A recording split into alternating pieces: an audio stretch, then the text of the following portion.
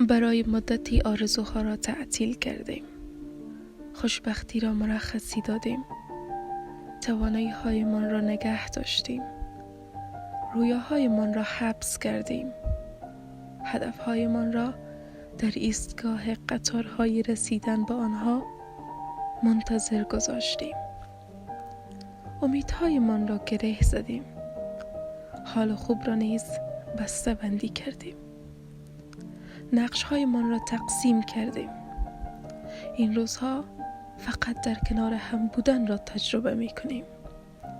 نه مثل سابق صمیمی، نه پر از عشق و محبت.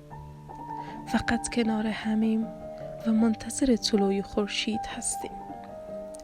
هر یکی ما با یک دنیا حسرت، با یک دنیا شوق، با یک دنیا انتظار، با یک دنیا قدرت منتظریم تا خورشید خوشبختی من طلوع کند.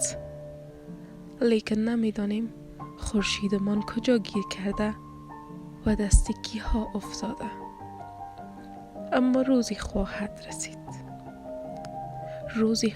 رسید و این انتظارها برای آزادی پایان خواهد یافت. حالا که روزهایمان ابری است، برای رهایی خورشید خود دعا بخوان.